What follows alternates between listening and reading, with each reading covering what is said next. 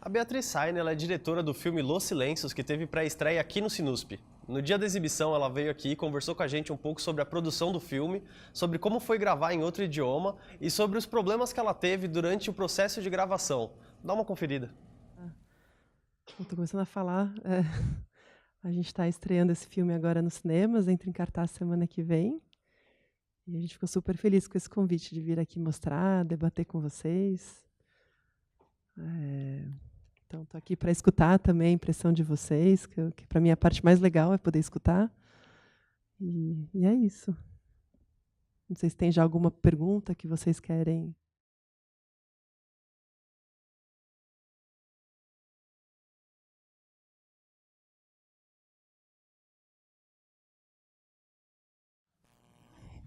Qual que foi a mais complicada e qual que foi a? E por que foi a última? A dos barcos. A dos barcos, então você já está dizendo que é essa a mais complicada, né? Eu suspeito. Essa foi um desafio bem grande, assim, a gente... É que, filmar na Amazônia é tipo 500 desafios por dia. A gente tinha o rio que estava secando 1,5 metro por dia, e a gente perdendo continuidade o tempo inteiro, a tal ponto que a gente teve que fazer uma piscina e alagar a casa para poder ter aquela cena que a água está dentro. Sei lá, tempestades, cenário voando, dirigir crianças em outra língua, assim, é uma dificuldade atrás da outra, né? 3 bebês no set, 3 mulheres amamentando enquanto a gente faz filme. Então, assim, desafios não foram poucos. Essa cena específica realmente teve... A gente estava com essa questão do rio baixando muito, então a gente teve que filmar num lago, que era um pouco mais distante. Então a gente teve que caminhar uns 45 minutos no meio da selva, carregando equipamento e tudo mais para chegar até lá.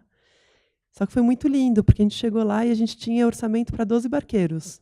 Assim, é low budget, parece que não, mas é super apertado o orçamento do filme. E a gente chegou lá e tinham 56 barqueiros esperando, querendo participar do filme. Que não tinham sido contratados, assim, mas ficaram sabendo e foram lá e iam fazer o final do filme. E a gente chegamos lá e eu falei, não, a gente tem que estar com todo mundo, imagina, como é que vai fazer aqui agora, né? Não, enfim, foi...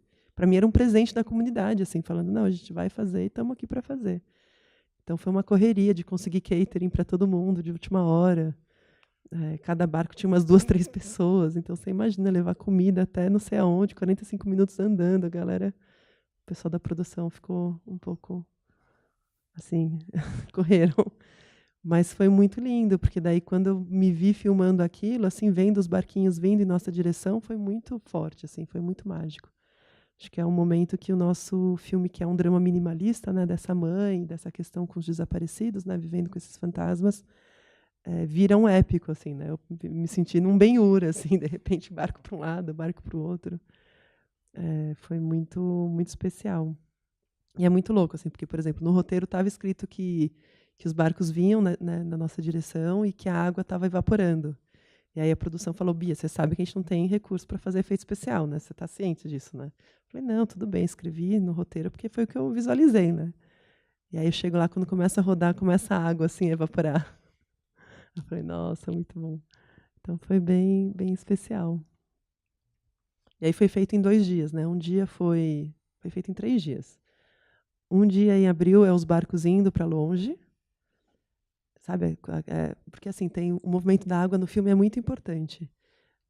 Tanto que foi até por isso que a gente chegou nessa locação. A água vai subindo conforme a mãe vai passando por esse processo de luto, invade a casa, no take seguinte sai pelos olhos dela, né? Ela começa a chorar. E aí você tem essa procissão dos barcos com a cidade toda alagada. Então aquele primeiro take, né, depois dela recebendo a caixa, foi filmado em abril. E aí o segundo take dos barquinhos vindo em direção a gente à noite foi filmado em final de julho, começo de agosto. E aí, né, os barquinhos vindo, foi essa diária, e colocando fogo, que era um take que a gente tinha, né, com os barquinhos em volta. E aí os closes foram filmados outro dia, no seco. A gente colocou os barquinhos, aí tinha lá o pessoal fazendo o barquinho ficar meio assim, né, com os planos mais fechados e com fogo, né, perto dos rostos para iluminar. Então essa foi um pouco as particularidades dessa cena. E a música final também é muito bonita, porque a gente escolheu, assim, é um ritual isso aí que eu inventei, não existe.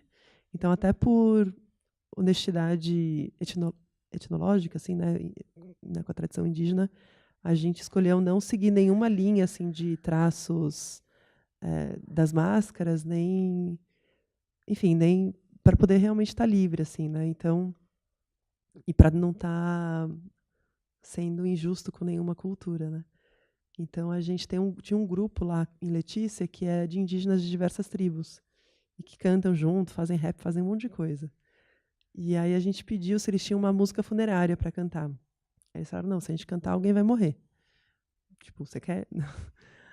Aí eu falei, não, então tem outra música, né? Contar a história do filme. Que música que vocês, né, teriam aí para esse momento? E aí eles cantaram essa música, que é uma música que seria de passagem de fase de vida, assim, de uma passagem de uma fase para outra. E o significado da música é como sementes, vamos renascer para fazer desse mundo um lugar de abundância para todos. Para mim foi super especial assim também ganhar essa música para encerrar o filme. A gente escolheu não traduzir para ficar mais na sensorialidade mesmo e não ir para o racional. Mas enfim, foi mais um presente da comunidade assim que foi muito bonito.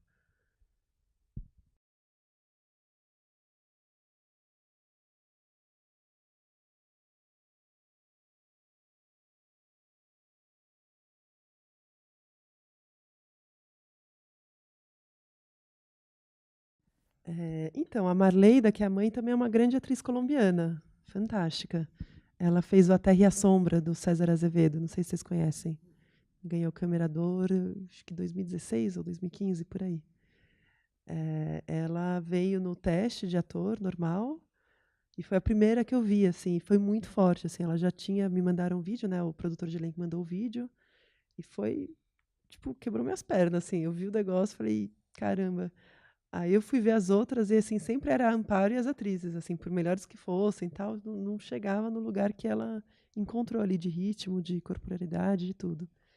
E aí eu fui para Bogotá para fazer o callback. De repente ela apareceu 20 quilos mais gorda. E aí, meu Deus, o que, que aconteceu, né? Tipo, como assim? O que, que você fez? Você tá rindo que ela...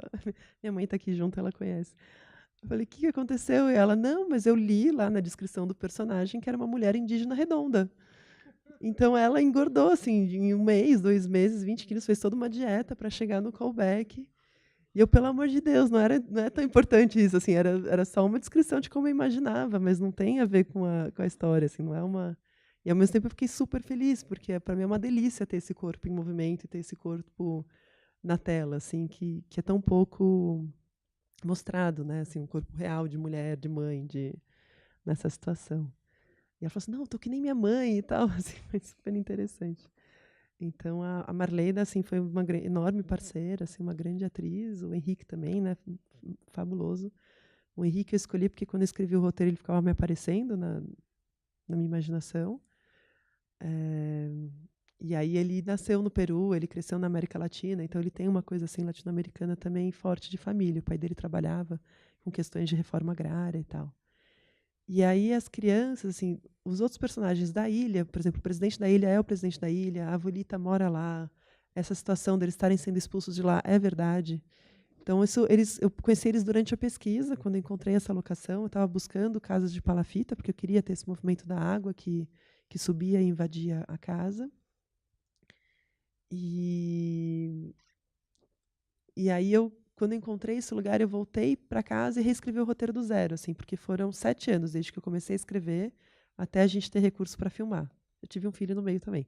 Mas além disso, a gente escreveu o filme em 37 editais e ganhamos 6, assim, tipo, então foi um processo longo, assim, realmente de captação de recurso, de fazer coprodução, né, uma coprodução entre Brasil, Colômbia e França. Enfim, quando a gente finalmente foi rodar, eu estava buscando locação, encontrei esse lugar e resolvi escrever do zero para ter eles fazendo a si mesmos. Então teve esse trabalho de casting bem, enfim, de roteiro, de re-roteirizar, tendo aquelas pessoas na cabeça, né? E de fazer cenas, assim, eu não entreguei o roteiro para eles, porque eu não gosto quando memoriza, sabe? Quando fica, para mim, me perde um pouco a espontaneidade da cena. Então, por exemplo, aquela cena em que eles decidem se vão vender ou não a ilha. A gente fez vários ensaios, a gente fez mais de um mês de ensaio com os atores e não atores. E aí eu perguntei, quem vai ser a favor, quem quer ser contra? Aí, tipo, eu quero ser a favor, eu quero ser contra, eu quero ser a favor. Aí, então tá, então como é que você vai defender, né? Então eu dava pro presidente como que ele começava, né, contando a história que estava vindo lá os caras e tal, que é uma coisa que aconteceu de verdade, vira e mexe, acontece de novo. E aí quem era a favor e quem era contra defendia a sua ideia com as suas palavras, com as suas referências, assim. Então isso para mim é muito mais rico em termos de vocabulário, de referências, de tudo. E aí o final da cena era a Abuelita falando que não era lixo para ser jogado de um lado para o outro, que eles iam ficar lá. Então o final da cena também era combinado. Mas o que tem ali no meio é um pouco esse espaço de improvisação esculpida, né? Porque é uma improvisação que foi ensaiada, uma improvisação que a gente foi lapidando para ficar mais sucinta, né? Porque às vezes as improvisações ficam para sempre, assim, né? Então a gente foi. Lembra aquela vez que você falou só aquilo? Então vamos só falar aquilo, vamos, enfim, fazendo a coisa ficar mais enxuta. Na Assembleia dos Mortos também foi um cast bem específico que a gente pediu de pessoas que passaram pelo conflito armado. Então a gente tem um ex-guerrilheiro das Farc, que ficou mais de 15 anos na Farc, depois não sei quantos anos preso, que é aquele que fala que somos filhos todos do mesmo pobres. Ele comandava o 19º Batalhão da Farc. A gente tem também o pessoal da milícia, né, dos paramilitares, que é do lado oposto, e temos vítimas de todo lado, assim, que esse a gente não ensaiou, assim, esse a gente conversou com eles, contou o que seria a cena, que eles seriam fantasmas, e a gente pediu para eles contarem, assim, a gente fez uma meia roda, coloquei a câmera no meio e pedi para eles contarem como que aconteceu deles se envolverem com o conflito armado, né? Como que o conflito armado cortou a vida deles, né? E foi hiper forte, assim, a equipe inteira chorando, 7 horas ininterruptas rodando, assim, eu não tenho nem como cortar isso que está acontecendo aqui. E eu acho que foi a primeira vez que eles ouviram pessoas de lados opostos contando e viram que era muito similar, assim, da onde vinham e tinha ali uma humanidade compartilhada muito forte, assim. E aí eu descobri que a cena era sobre perdão e não sobre o Tratado de Paz, sabe? Aí eu falei, nossa, é isso que é a questão que eles estão discutindo. Eles não estão discutindo a questão do Tratado de Paz, é outra questão mais forte aqui. E que é muito mais universal, né? E que é muito profunda. A possibilidade ou não de perdão, e que é super justa, né, essa pergunta. E as crianças? E aí as crianças, né, justamente, chegando nelas. A Núria, que é a Maria Paula, ela vive na Ilha da Fantasia, ela ficava meio que observando a gente quando a gente estava fazendo investigação e preparação, super desconfiada. E aí a preparadora de elenco uma hora filmou ela assim, olhando, assim, meio escondida. Eu falei, nossa, olha essa menina, né? Tipo, esse olhar é justo o olhar que eu queria. E é muito louco, porque ela é uma menina super solar, que fala, não sei o quê, não tem nada a ver com esse tom assim mais de suspense, né? E foi muito ensaio, assim, foram um mês de ensaio com eles, fazendo as cenas, né? O Fábio, ele é o Adolfo, né? Ele foi mais difícil de achar, a gente foi em várias escolas buscando crianças de 8, 9 anos que desafiassem a autoridade. Então eu pedi para as psicólogas quem que eram os garotos problemas. Aí ele veio, é maravilhoso. Gênio, nossa, incrível garoto. Maravilhoso, super bom em matemática, assim, sabe? Então ele desafiava mesmo com autoridade, assim. E tinha um histórico também de vida assim bem, e ele é peruano, imigrante, fugiu do narco, enfim, tem todo um histórico de vida bem forte. E aí, assim, para mim era muito claro que que eu queria ter um cuidado com eles porque eles são crianças e eu sei que o processo de fazer um filme é uma coisa muito violenta, assim, né? A gente entra na vida dessas pessoas que nunca foram no cinema, não tem nem eletricidade, sabe? Não faz a menor ideia do que seja isso. E depois desaparece, né? Depois de 2 meses vai embora, né? Então, a gente teve a preocupação assim de ter uma psicóloga que continuasse durante o processo depois com eles, assim, dando feedbacks para a gente como eles estavam. Uma produtora local que vive lá e que o tempo inteiro está falando com eles e está, né, dando para a gente um feedback também de como que estão a vida de cada um e falando com eles. E aí no processo, para a gente era importante ensinar que assim isso é só um jogo. Então a gente vai entrar numa situação mais pesada, assim, né, de um sentimento mais denso, mas eu vou falar corta e a gente vai sair. Então, o combinado era que toda vez que eu falasse corta, a equipe inteira ia aplaudir, a gente punha uma música e começava a dançar. E aí, no final, ele já estava assim, tipo, mano, que nem ator profissional. Assim, mas você quer uma cara de assustada, de medo ou de susto? Sabe assim, tipo, quer que eu chore um pouquinho? Eles ficavam brincando que a gente chorava primeiro. Então eles, assim, chegou um momento que para eles era muito uma brincadeira. Aquela cena que ela briga com o Fábio, né? Eles se divertiam muito, porque a Marleida só segurou o cabelo dele, né? E é ele que comanda, né? E aí ele ficava, ai, ai, ai, ai, ai, não vou fazer de novo, ai, ai, ai, ai, comandando assim. Então eles perceberam que era um jogo, assim. Isso para mim também foi muito importante, assim, de cuidar da infância, né? É, foi muito importante o trabalho junto com o Carlos Medina e com a Catarina Rodrigues, que foram os produtores e preparadores também de elenco, que a gente fez junto, né, todas as cenas, mas tinha eles lá, né, inclusive porque são colombianos também, então tem uma questão da língua que, por mais que eu fale espanhol, portunhol e tudo mais, é sempre bom ter uma pessoa a mais. Tadinho. Tá acostumado já.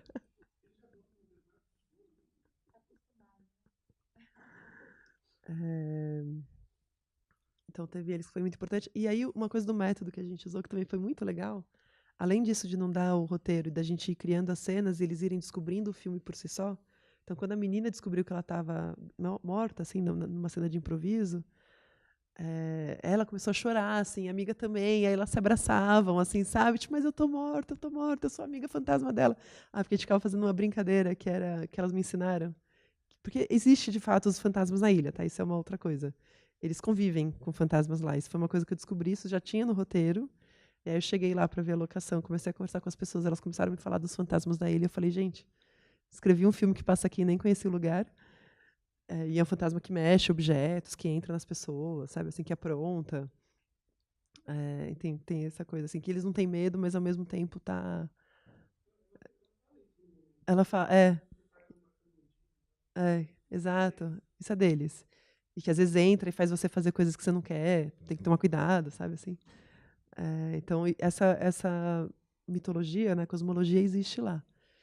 E aí elas brincavam com a moeda, que era de jogar assim, parecia que nem a gente brincava de brincadeira do copo quando a gente era pequena. Elas brincavam com a moeda e falavam, Charlie, Charlie, estás aí? E aí elas jogavam a moeda e tipo faziam pergunta para ver as respostas do Charlie, Charlie, que era tipo esse fantasma assim. Então elas tinham muito essa coisa. E aí quando ela descobriu que ela era um fantasma, daí foi super, assim, foi muito bonitinho assim de ver esse processo. Não, eu nem contei, a gente fez uma cena na qual, como é que era? Era a abuelita, não é uma cena que está no filme, assim. A gente fazia cenas parecidas com o que tem no filme, mas não necessariamente do filme. Era na qual a Avelita avisava para Amparo que, sei lá, que a filha dela estava morta, qualquer coisa assim, e que ela tá ali na porta, e estava a menina na porta, a mãe virava, sabe? Era uma coisa assim que ela descobria na cena que ela era a pessoa morta que a gente estava falando o tempo inteiro. A gente fez também, que foi acho muito importante, a gente fez a cena da morte do pai, fez o velório do pai, fez o primeiro aniversário sem o pai, a gente foi fazendo tudo isso para que eles tivessem uma memória de verdade, para eles se acessarem quando falasse da morte do pai, e não fosse uma coisa inventada, né? Então, quando ela chega em casa e vê o pai ali vivo, ela tem uma memória de verdade de tipo, não, mas a gente fez a sua morte, por que, que ele está aqui agora? A gente fez isso ontem, a morte dele, por que, que agora ele está aqui dentro de casa, sabe? Então, a gente foi criando esses mecanismos assim de improvisação, enfim, para ir brincando, né, com os atores e criando essa situação também de flutuação, né, entre realidade, ficção, vivo, morto, né, existencial. É meio grande a resposta, mas é isso. E teve muita repetição, assim, tem cena que tem 17 takes, tem cena que teve 23. O Adolfo falava, ai, não, meus companheiros de escola perguntam como que é fazer um filme. Aí eu falo para eles que é só repetição, repetição, repetição. Eu não aguento mais repetição.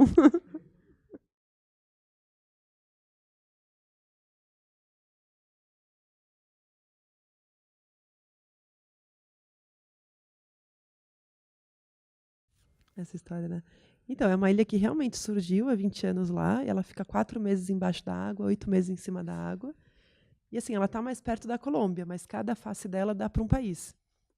E eles falam que eles não pertencem a ninguém porque ninguém ajuda eles. Então, o governo colombiano não quer ajudar a tirar o lixo, não quer colocar luz e fica tentando expulsar eles de lá. Então, eles falam que eles não pertencem a ninguém. E tem gente de toda parte. A abuelita mesmo é brasileira. Tem gente do Peru, tem gente do Equador, então venezuelano. Então, eles têm um pouco isso. E aí eles fazem assembleia a cada 2 semanas para se organizar, assim. Mas legalmente, eu acho que pertence à Colômbia, tipo, é mais perto da Colômbia. Bem mais perto da Colômbia, de Letícia.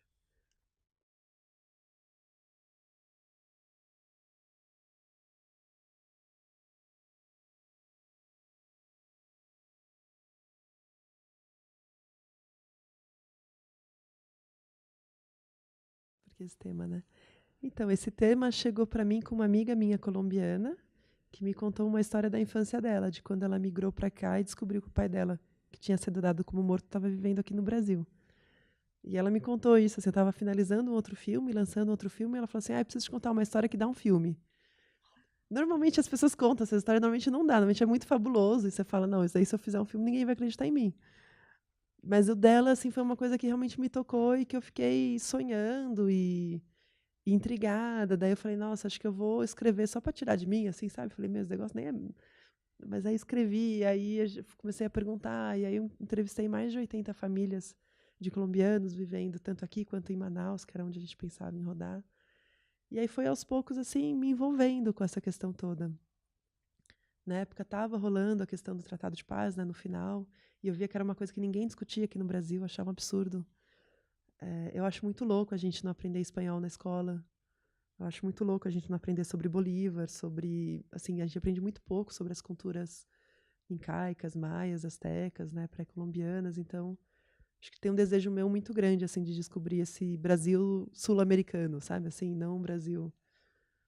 E eu acho que tem processos de descolonização que estão acontecendo aqui em vários países que a gente podia se inspirar profundamente, assim, porque são processos muito parecidos. Quando eu li o Tratado de Paz, eu chorava, assim, a cada capítulo, porque, sabe, fala de necessidade de reforma agrária, de equidade de gênero, de tantas coisas assim que são tão pertinentes. E eu admiro profundamente assim os colombianos por se colocarem esse desafio assim de justiça restaurativa, de reintegração, de se perguntar o que é necessário para que a gente tenha paz. Para É mim é uma complicado. admiração profunda, assim, sabe? Que é um desafio gigantesco. Desafio gigantesco.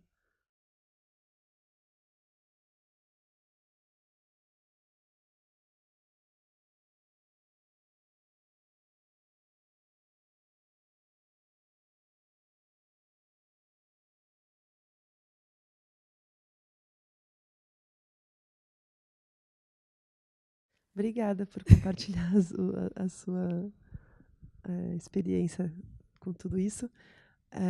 Não, realmente, não foi feito muito debate, né? Assim, foi uma jogada do governo meio... Para mim foi meio sacanagem ter feito o plebiscito daquela maneira, assim, porque é um tratado tão lindo, 300 páginas. Aí os caras publicaram 300 páginas e falaram, é isso, tem um mês para a gente votar.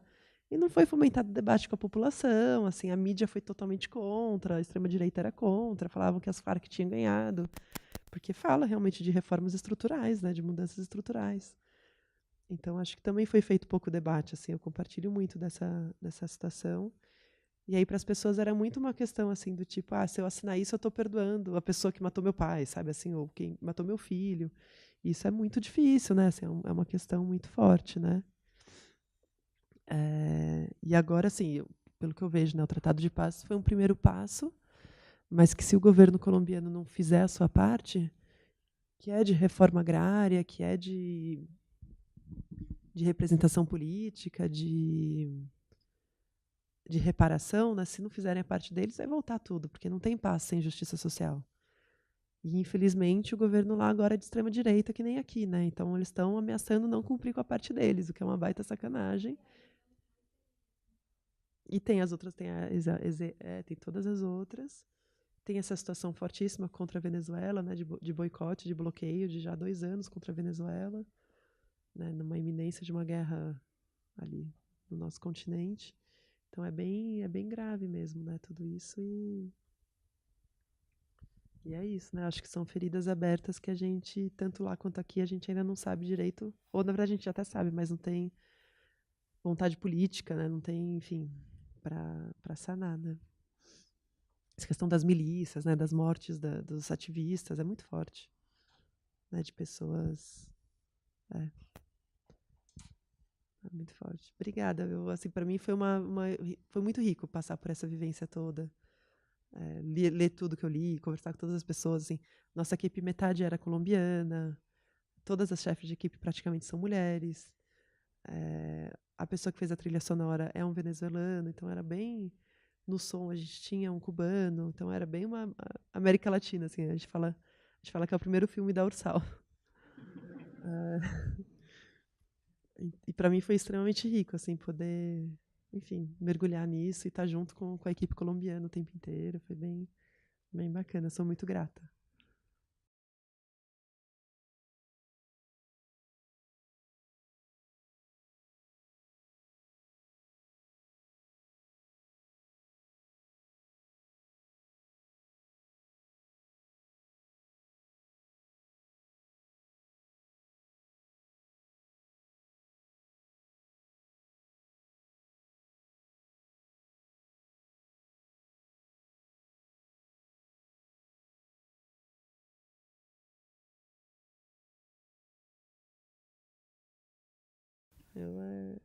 A gente se sente uma formiguinha, né, com aquela força toda da natureza, assim, é uma coisa que a gente sabe que a gente é isso, a gente é uma formiguinha tentando fazer assim, nossa parte ali nesse todo, mas que é muito gratificante, assim, conhecê-los e estar junto lá. O pessoal, nossa equipe é muito de Manaus, a grande parte da equipe de produção é de lá.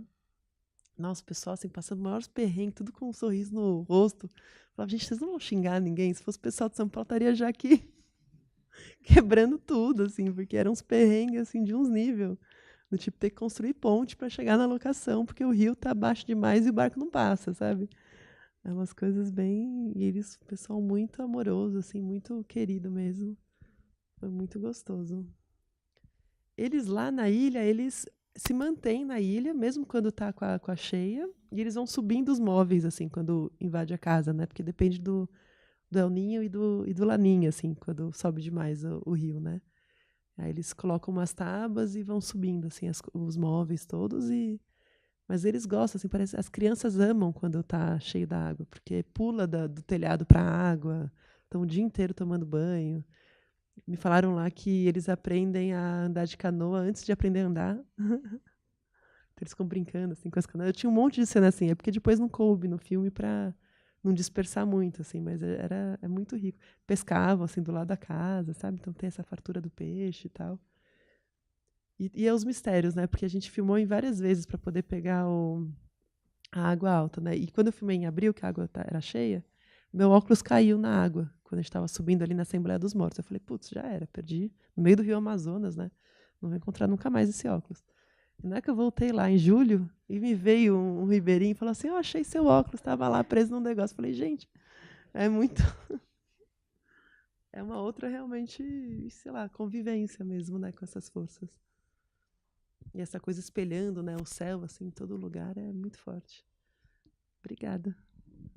E aviso o pessoal lá, vai entrar vou fazer um debate lá segunda-feira, em Manaus. Ah, Santarém que é o paraíso, né? Que delícia. Não, Santarém nesse momento não vamos, infelizmente.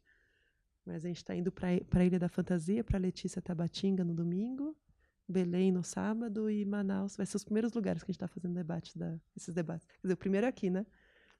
Mas depois vai para esses outros lugares.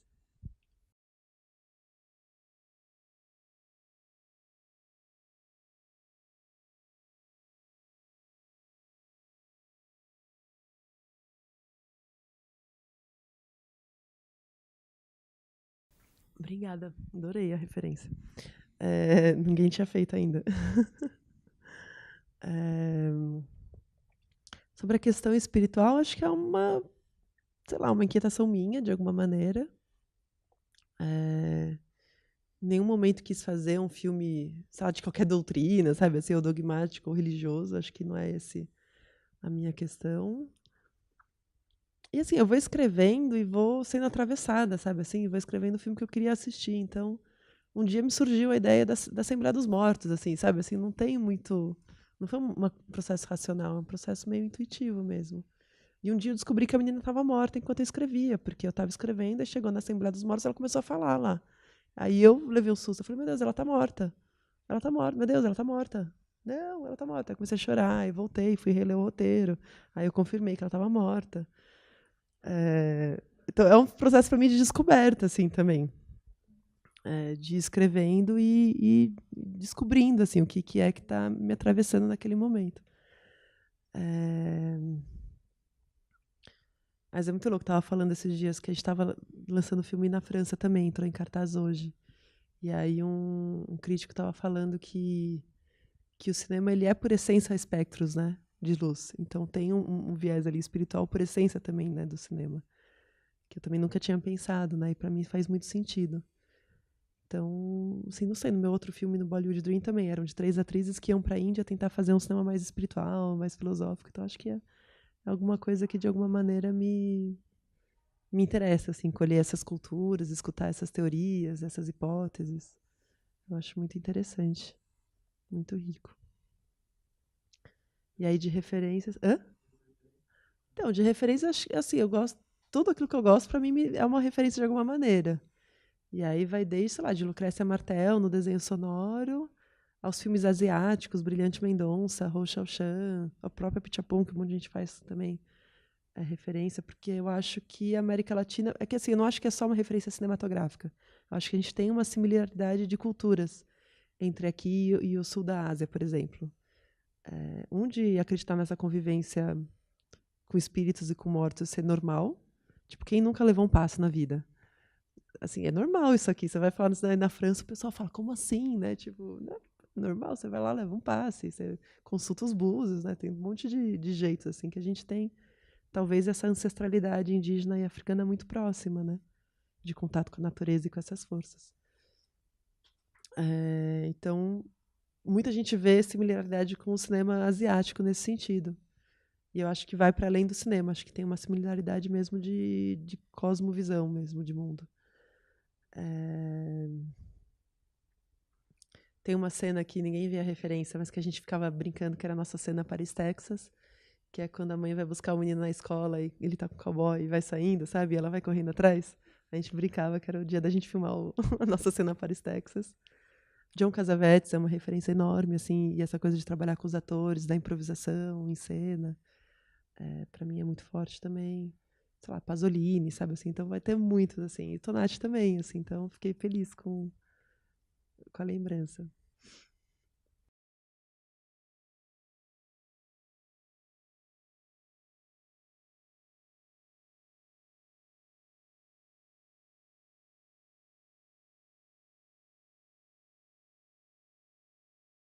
Então, a Sofia, ela é uma das maiores diretoras de fotografias da Colômbia. Eu vi outros filmes dela e, enfim, tinha gostado e a gente convidou ela para participar do filme. Ela veio aqui para São Paulo, ficou 2 semanas na minha casa para a gente fazer o storyboard. Porque a gente já sabia que era baixo orçamento, etc. e tal, então era melhor saber. E ela falou assim: a minha equipe faz cerca de 8 planos por dia, por diária. Então a gente tinha que saber que a gente tinha, sei lá, recurso para gravar em julho 4 semanas, né? Que a gente já tinha usado uma semana antes. Então que tinha que é isso, que caber em 8 planos. Então já esse desafio já fez com que a gente fizesse um storyboard que desse muito conta, né, da narrativa com poucos planos. Aí, em termos de direção, né, tanto para fotografia quanto para arte, assim, as direções básicas eram: uma é que a violência está toda fora de quadro, porque é um filme muito mais sobre o que a gente carrega psicologicamente da guerra. E eu acho que a gente tem que ter muita responsabilidade, sabe, com as imagens que a gente produz e que a gente compartilha. É muito difícil você deixar de ver alguma coisa, né? Então, uma era essa coisa, que tem muita ação que acontece fora de quadro. Outro que são muitas noturnas e que eu queria, assim, pedaços da tela completamente em preto mesmo, porque dali é que sai algumas pessoas e volta e desaparece. Uma coisa meio Poderoso Chefão, assim, sabe? Que tem essa... Enfim, essa... E aquele... Eu esqueci o nome daquele pintor. Me fugiu. Que também faz esses desenhos, assim, que tem muito Pedro. Era uma vez na Anatólia também era uma referência nesse sentido. Porque a gente está falando da morte, do indizível, daquilo que a gente não conhece, né? Então, para mim, faz sentido isso. E nesses lugares a gente tem muito desenho de som. A gente tinha mais do que de 27 microfones ligados, captando os sons da natureza. E aí, por exemplo, quando os fantasmas estão em cena, o som é um pouco distorcido da natureza. Então, isso também a gente tentou. Então, ela dá banho na menina, né? Tem toda essa coisa assim de estar. Mas aí, quando o menino desce, por exemplo, o ponto de vista do menino, ele não vê. Então, Então, quando ele desce da escada e olha, ela sumiu ali o tempo inteiro ela some, a menina, que é muito sutil isso, né? A gente não repara. Ela sumiu da banheira. Tem vários momentos assim que ela desaparece. Aí a gente acha que é um erro de decupagem, mas não é.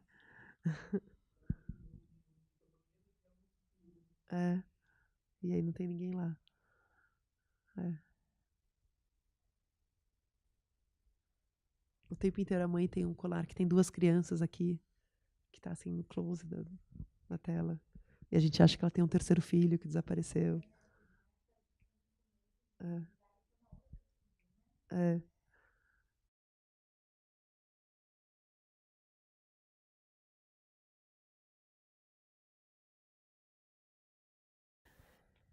Eu primeiro eu faço muita pesquisa, assim, para mim é fundamental regar assim o inconsciente de pesquisa no meu processo, né?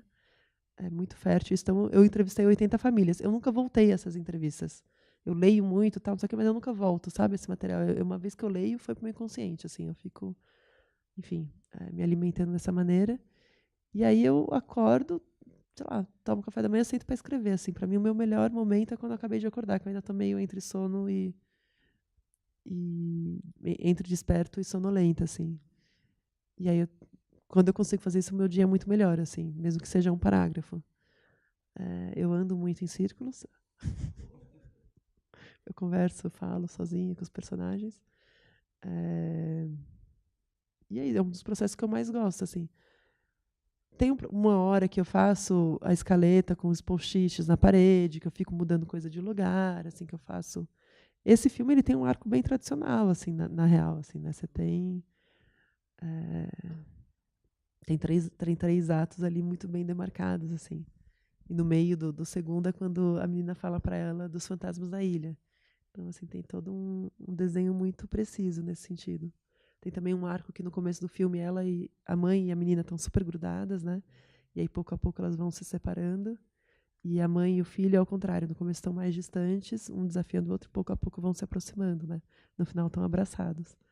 Que é um pouco esse processo dela conseguir sair desse mundo dos mortos e ver o menino que está vivo, né?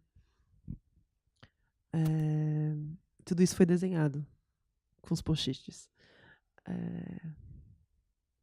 Mas assim, é muito intuição mesmo.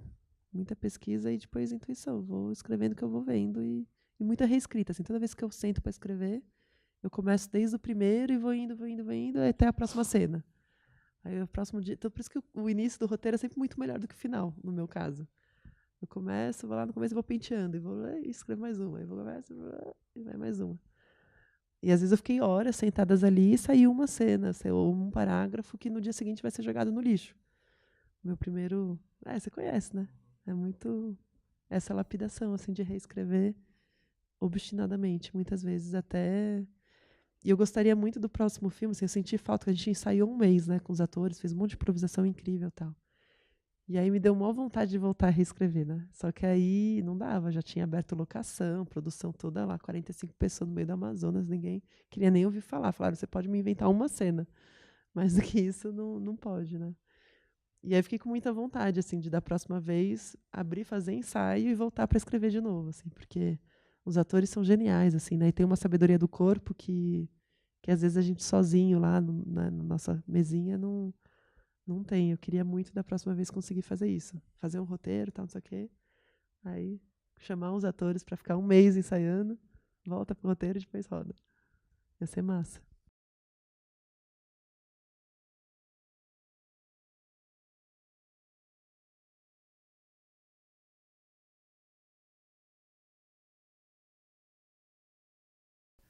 O Bollywood foi a Bollywood primeira Dream? coprodução com o Brasil com a Índia.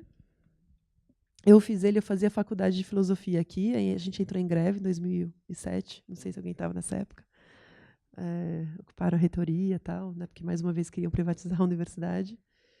E aí, no meio disso, eu morei na Índia quando acabei o colegial, e aí vários atores, amigos meus, me perguntavam como é que se daria para ir para a Índia fazer cinema, como é que era lá. E eu já tinha vontade de voltar e de compartilhar de alguma maneira as coisas que eu tinha aprendido lá, e resolvi então escrever esse roteiro. E aí, justamente na greve, aí eu, enfim, estava em greve, encontrei um produtor indiano numa mostra de cinema indiano que disse que podia oferecer lá equipe, estúdio, enfim, equipamento. Aí eu fui no banco, no Itaú, e tinha uma propaganda, assim, falando que eu podia pegar empréstimo para comprar um carro. Aí eu fui na moça, perguntei se eu precisava provar que eu tinha comprado o carro, né? Se eu precisava mostrar alguma coisa. Ela falou assim, não, tá pré-aprovado. Eu falei, pronto. Aí eu peguei esse empréstimo, que na época eram 27 mil reais, e o dólar estava 1,34. Comprei em dólar e comprei as passagens para ir com 3 atrizes amigas minhas para lá fazer o filme. E fiquei 8 anos e meio, sei lá, por aí, pagando esse empréstimo. As parcelas de R$ 500 por mês. Só consegui pagar porque a Dilma mudou lá os juros, né? Baixou os juros, aí eu peguei na caixa e paguei o empréstimo do Itaú.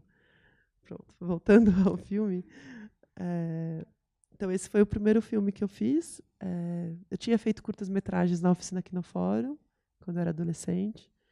E eu fiz muito teatro, assim, desde os meus, sei lá, 15 anos. Sei lá, sou muito do teatro. E foi isso. E aí estreou, passou em vários festivais, estreou nos cinemas e tal. Então ele foi a primeira coprodução. E aí a diferença para esse filme é que a gente teve um pouquinho mais de recursos para fazer uma coisa mais profissional, né? Ter uma equipe de verdade, né? No Bollywood eu sou a câmera, eu sou tudo. Por necessidade, não necessariamente por escolha. A título de curiosidade, quão um pouquinho mais de recursos você teve nesse filme? Foi 3,5 milhões esse. Dos quais do Brasil, eu acho que são 2 milhões, se não me engano. Que não Essa é é, a coprodução da França e da Colômbia. que não é muita coisa, né? Que não é muita coisa, não Parece para às essa vezes que é, quantidade de... Mas o filme, tipo... 10 anos de trabalho, né? E 100 pessoas Sim, trabalhando, né? sim. Então é...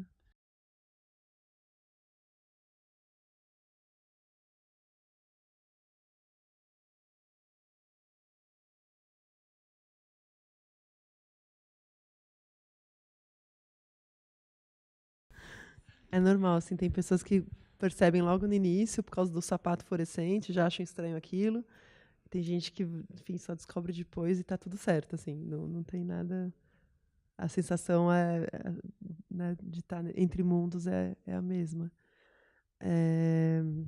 Então, esse personagem, né, é um personagem que ele é um sobrevivente da guerra, né, que pisou numa bomba, né, perdeu a perna, e que também traz essa memória, né, que também traz essa guerra marcada no corpo, né.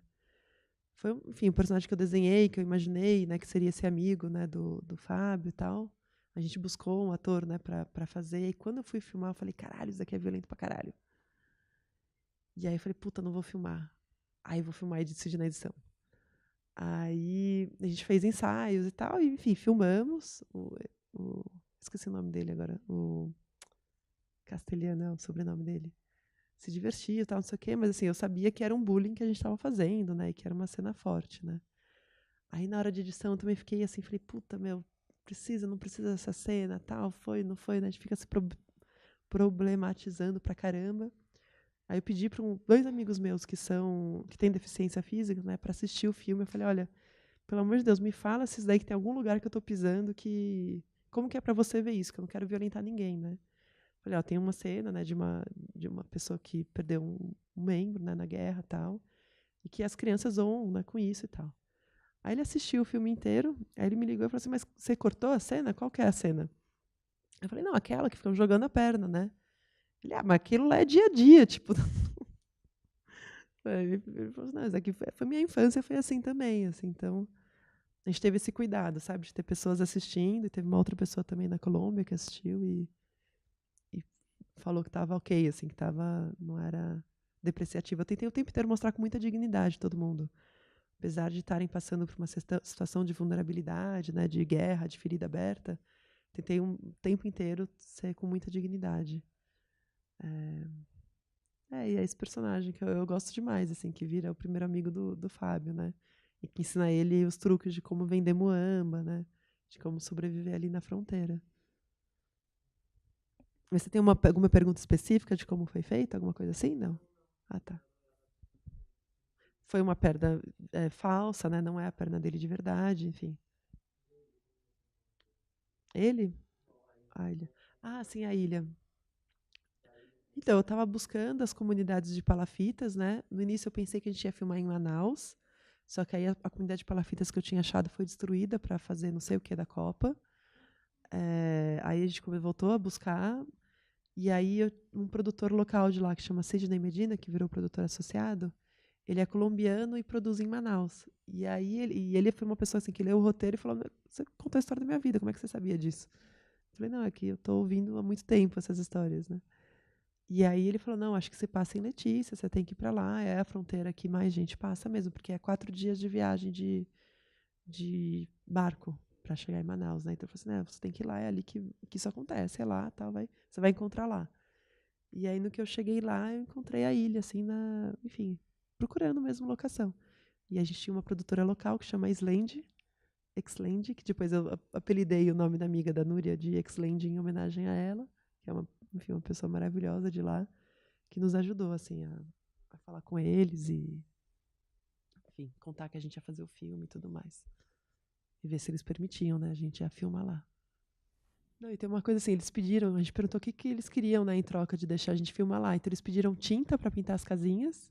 Então você fala, as pessoas passando por situações sérias, assim, de risco, né, de vulnerabilidade, e esse cuidado, sabe, de ter a florzinha ali, a casa pintadinha, sabe, uma coisa assim que é muito bonita, assim, de recolher o lixo todo domingo, que eles fazem um mutirão.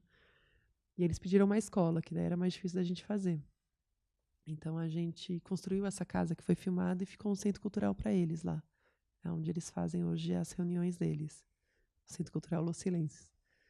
E a gente também conseguiu uma papelada para eles da ilha, que eles não tinham nenhum papel. Então a gente conseguiu negociar com a prefeitura de vender um pedaço da ilha, prefeitura de Letícia, e passou para eles. Então, pelo menos algum papel agora eles têm de lá, fica mais difícil de expulsarem eles.